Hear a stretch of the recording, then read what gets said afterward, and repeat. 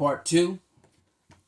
Shalom, Kol Haloi, How Bashem Shai, Bashem Rakakwadash, double honors unto the apostles and the elders.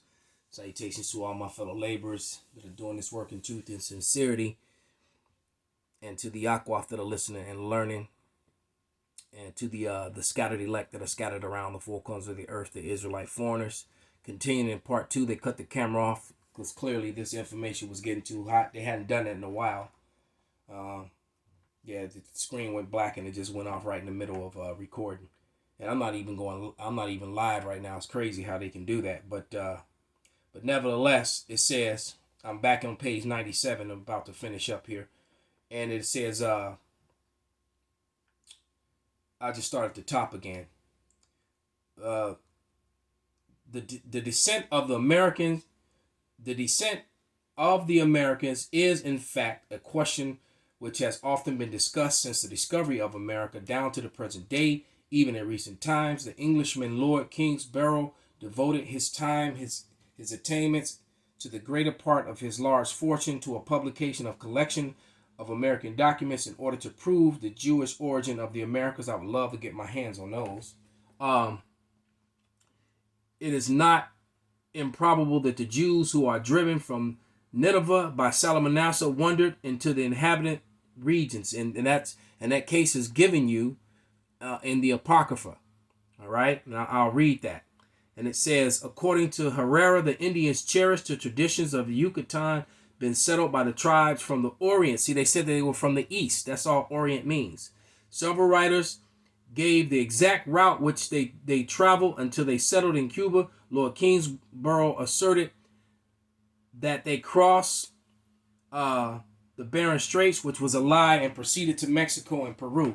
All right, that was the lie that they tried to tell, but they didn't come. They came by way of sea, and it's in because no one there. There's no way you can get the Americas will fill with hundreds of millions of people, between the Americas and the islands. They wouldn't have survived the cold. There was no food, nothing for them to hunt, and there's no bodies, no bones, no nothing, to support that Bering Strait theory.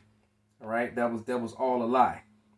Okay, continuing, it says, Rodman's chief argument in support of his view is the language of the Indians, Hispaniola, Jamaica, and the adjoining islands. He contends that it resembles the Hebrew. In fact, he called it corrupted Hebrew. He asserts such names as Cuba, Haiti are Hebrew, and that they first applied by the earliest Kakis or chief, or Kakwis, the chiefs or leaders, Kassin, who discovered the people's islands, and names and rivers and persons among the natives are derived of Hebrew. He explains hyena from the Hebrew, Ain, Stram, Yones from Jonah, Yaki from Jacob, Urias from Urias, Sabo from Sabai, Messiah from Mayasi, names of tools of their little canoes, or Kansas, the name Axi for pepper, the name of the storehouse, maize for grain, and like to point to the Hebrew language. Their rites and ceremonies, as well as their language, from the main argument in favor of theory or descent. Circumcision prevailed among the Indians. They often bathed in rivers and streams. And it says, they refrained from touching the dead, from tasting blood. They had definite fast days. Marriage with sister-in-laws were permitted if they were childless widows. Wives were discarded for new helpmates. See? Hey, look, man. They also sacrificed first fruits on the high mountains under the shady trees and the temples, and carried away a holy ark before them in time of war. And they were also, like the 10 tribes, included idol worship. And in the video, he goes into that. All the sacrifices that they were making, like when they showed you in that movie Apocalypto, that was them being wicked again and going back to those things that they had learned among the heathen. Those blood sacrifices when they were sacrificing children and drinking that blood, that adrenochrome crap, which is prevalent here in Babylon today among the elites and around the world. All right. All the writers and travelers agree, moreover, that there were many Jewish types uh, face among the Indians and Aboriginals of America. The question whether the American Indian are descendants of Jews is the question whether the American Indians are descendants of Jews, whether they are the offspring of the lost twin tribes, has often been answered in both affirmative and negative. But the thing is that they just want to disregard the evidence, and that's what Esau does. Now, never mind that the sky is blue, that you're looking at blue is still green, according to them. But we'll go back to that video and play that clip again. And see, and that's what you get, Esau Edom, for messing with the video, because now you get to hear him twice and not just once. Say, give up the goods, the information. So let's take it back to right around. And that's it. We're from Arabia.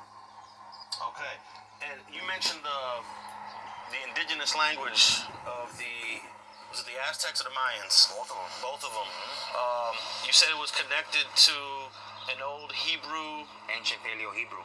So does that mean that language that was indigenous to what Mexico and Central America is today was a Semitic language?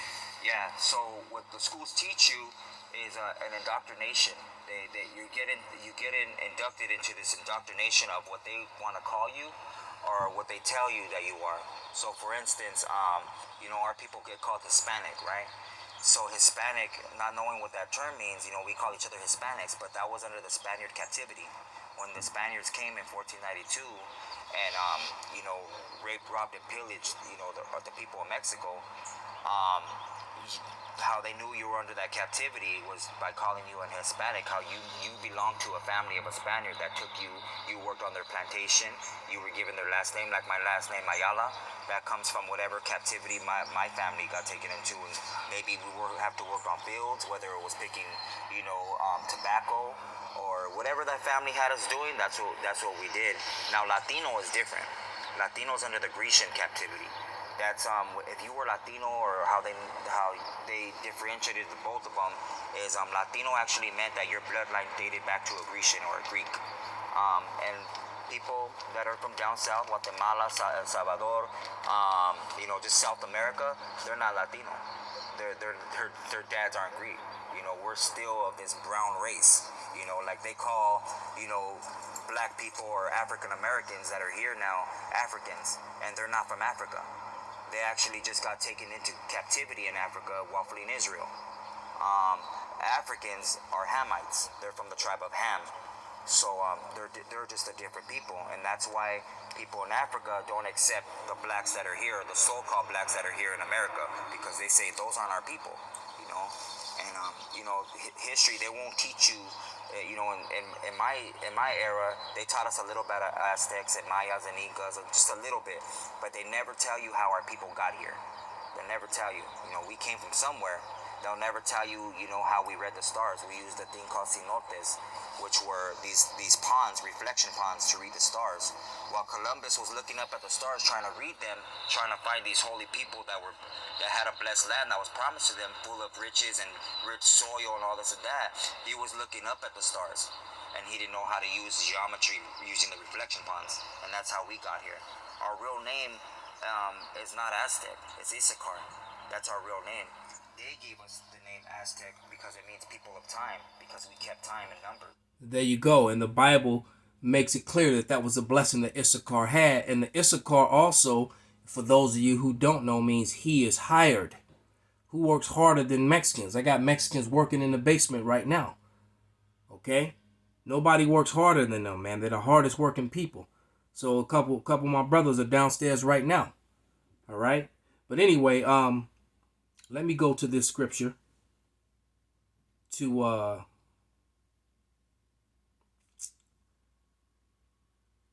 Second Ezra,